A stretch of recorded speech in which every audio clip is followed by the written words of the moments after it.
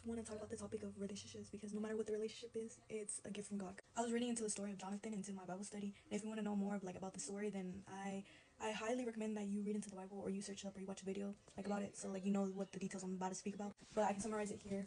So Samuel is the son of King Saul, which is King Saul, who was the first king of Israel, if I'm saying it right.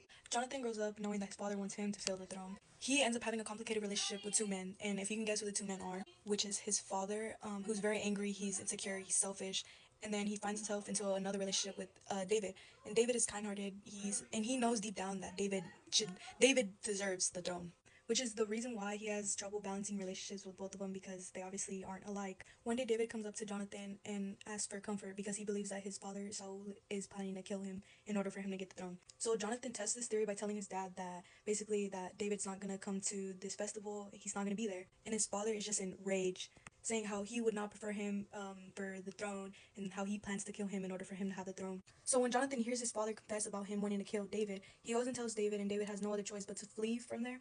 But before he goes, Jonathan reaffirms the covenant of loyalty they had made before the Lord, that bound them and their children together forever.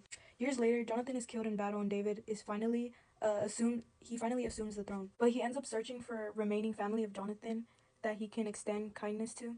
Out of his loyalty to Jonathan, he finds his son. He includes him at the king's table.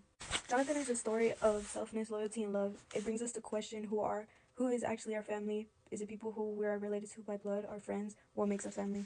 So, which is why David, whenever he got into the throne, he paid his loyalty towards Jonathan. I know many of us have grew up with families that we bonded with or that we trusted, and for many, I know a lot of people don't really have that, and they tend to cling on to friends or someone who's close to them like family. No matter where we come from, no matter who we are, no matter where we all deserve the unconditional love of a family. Jonathan's bloodline wasn't a safe place for him. He repeatedly fell out of favor with his dad and didn't believe his family had the right to kingship in Israel.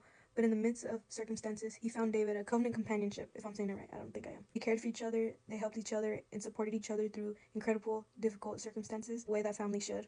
They became each other's chosen family numerous times. For all of us, our close circle will likely change over time. Old relationships might be strained, new relationships will become important, and our circumstances will change all of the time.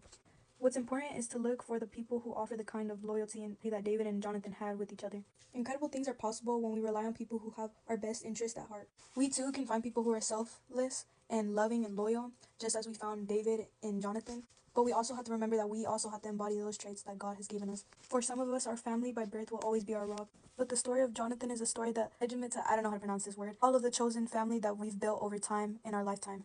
All of our relationships are from God. And maybe, just maybe, the chosen and most important relationships that we have will come from the most unexpected places.